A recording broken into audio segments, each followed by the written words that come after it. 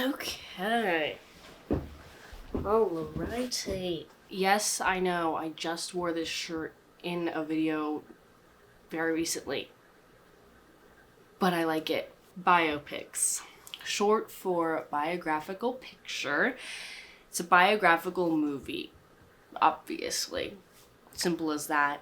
In practice, we often see these about famous people who a general audience may be familiar with, oftentimes musicians. I have crazy biopic fatigue, and I'm sure you do too.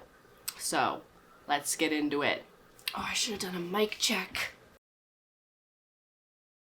So in this video, I'm just gonna kind of go over a couple things regarding biopics and specifically biopic fatigue and why we might be seeing or why we have been seeing this massive influx in biographical pictures within the past couple years. What is biopic fatigue? So biopic fatigue refers to that feeling of dread you get when you're watching a trailer for a cool looking movie and then it turns out it's actually about a real person.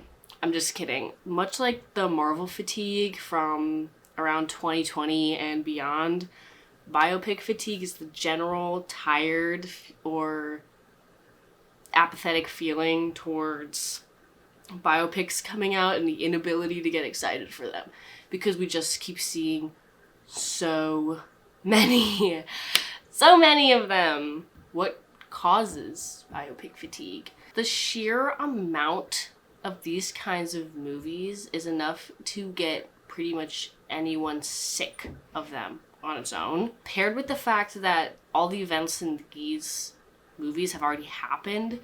It's easy to see why you might turn a blind eye to the marketing alone. Biopics often focus on celebrities who are well known, typically well liked, and if not that, then well respected.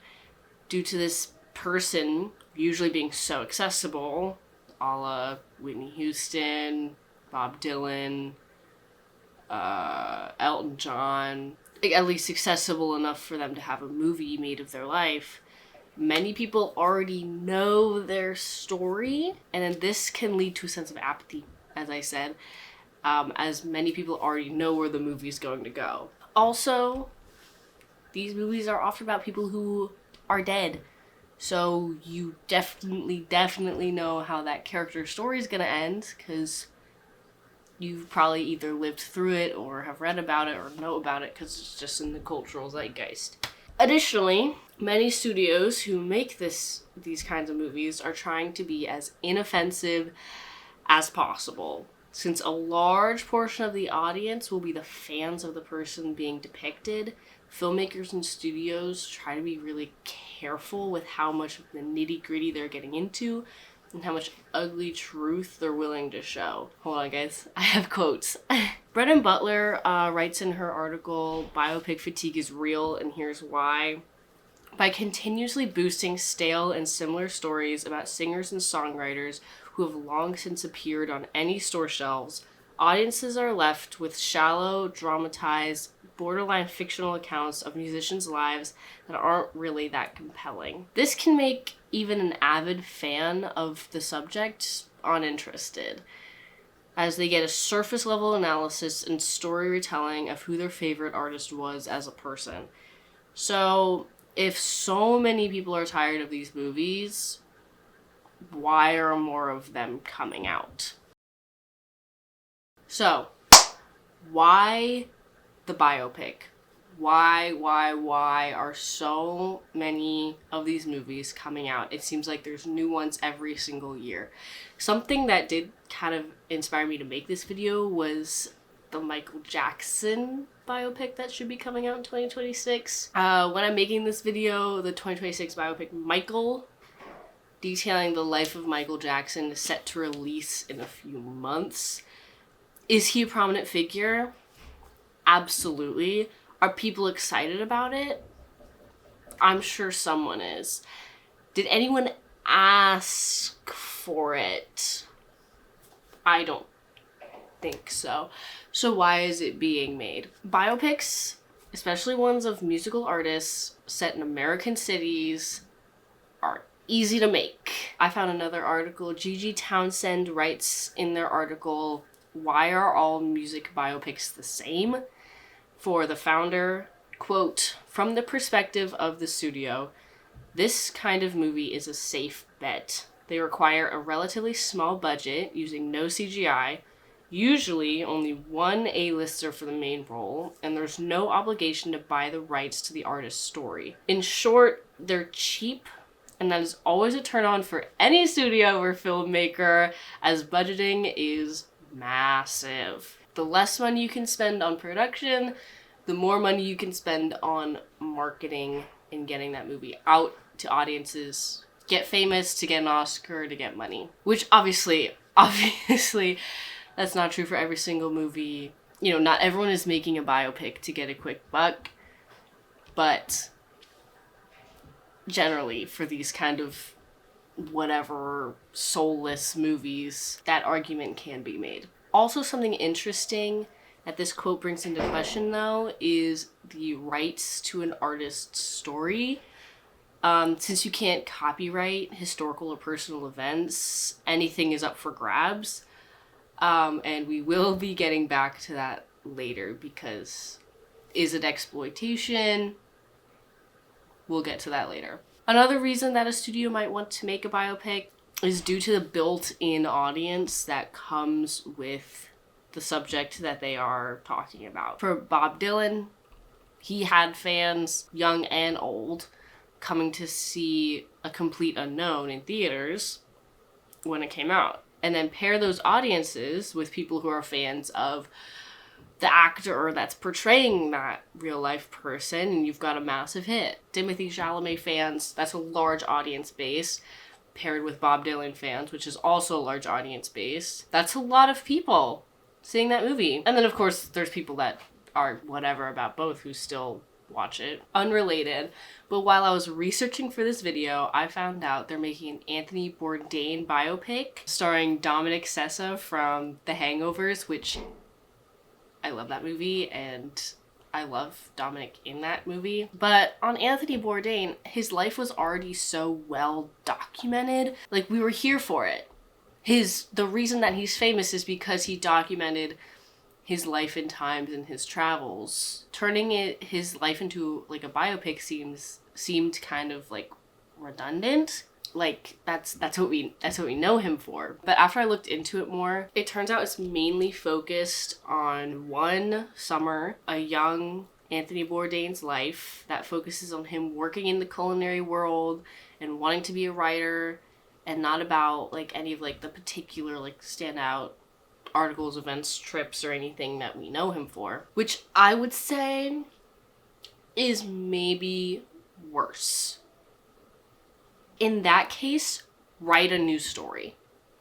Write a new story about an aspiring writer who enters the culinary world. But like, we don't need this backdrop of Anthony Bourdain. It just gives the audience a tainted view because they know how the story's going to go. They know that he becomes a successful writer. It gives a trained view and a tainted view of what's going to happen after the events of the movie and where the character is going to go. There's no room for interpretation because it's real life. And there's no room for audience interaction or discourse, because you know what's gonna happen. Okay, this is Editing Geneva, and I just want to jump in and say, I understand that the creator of these kinds of movies could also just have a strong reverence for the person that they are trying to emulate.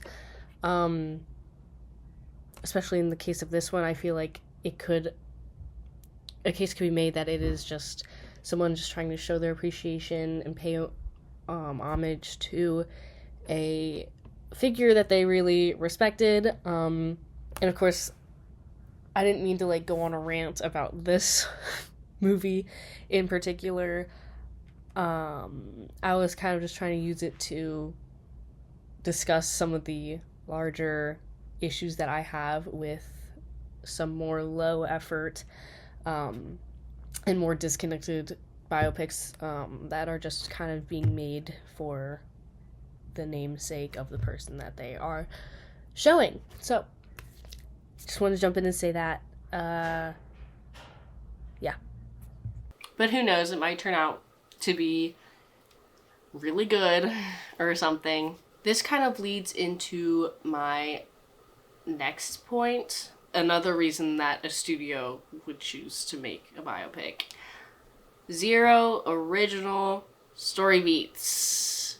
It's true that these movies often play up or slightly fabricate real life events, but for the most part, they're drawing from other sources, pulling from personal accounts of the person, from the person's like own words. They're pulling from public accounts, articles. They're pulling from other places. This is good for them for a couple reasons. One, they don't need to spend a lot of time writing, as major story events, characters, even some dialogue is already provided to them. And 2, the studio doesn't have to take any risks with the writing. No one is going to argue that was a bad choice to make the character do this because it's a historical fact.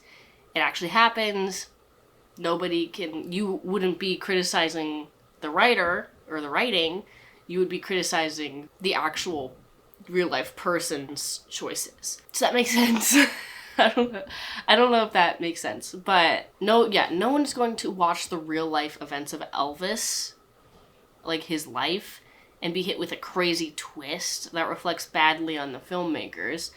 For the most part, everything comes at face value as the filmmakers made the film, assuming the audience already had a bit of prior knowledge of the content that they're being shown. So no risks in the writing, so that gives a nice safety net to whoever's making the movie. Now, of course, this isn't to say that there are no writers on these movies. Obviously, there are writers on the movies that are working diligently to make a cohesive story, include things that are important and exclude things that aren't.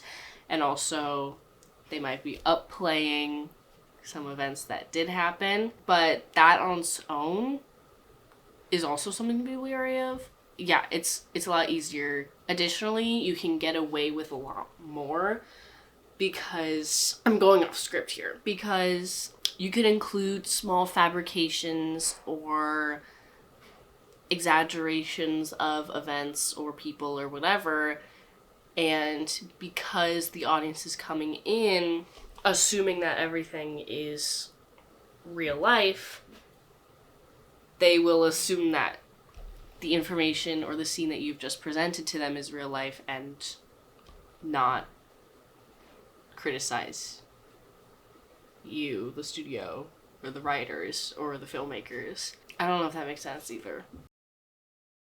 Why so critical? So I've talked a lot of smack on the entire genre of biopics. What could this genre have done to me to warrant so much hate? And I would say that this genre of movie is inherently exploitative. We're going with that one. Due to the nature of the genre, these types of movies are often made after the subject's death, and without their consent, obviously, because they're dead. The film will take any life event obtained in any way and turn it into a spectacle for people to watch and to earn money. Exploitation. Textbook exploitation. There are some cases where the subject is still alive and gives them their own input, like Rocket Man or the Robbie Williams monkey movie Better Man, and others, of course. The Pharrell Williams one where he's a Lego. That one. That one. But in these examples, cases can be made that it goes the other way, where they skew the perspective so that they are glorifying the people being presented as well. These films attempt to encapsulate a real human's life experience, which is inherently subjective and unique and hard to quantify from an outsider's perspective, especially if you aren't consulting them during the creation of these stories. These studios try to take these life stories and turn it into bite-sized, mass audience consumable story that can never do a real person justice. Differences in the subjectivity of the human lived experience and life is where you get the whole Elvis vs. Priscilla movie, leading to discourse and battles over which account is the correct one. Spoiler, like, neither. They're movies. They're dramatized, fictionalized, plain-up versions of things that actually happened. We can't really take either one as fact. Can there be things that we take from both that are close to what actually happened? Of course. I mean, they weren't lying for the entirety of either film. It's interesting when you see people watch these movies and then start massive smear campaigns against the people that were in them, or side characters in them that the main person didn't like.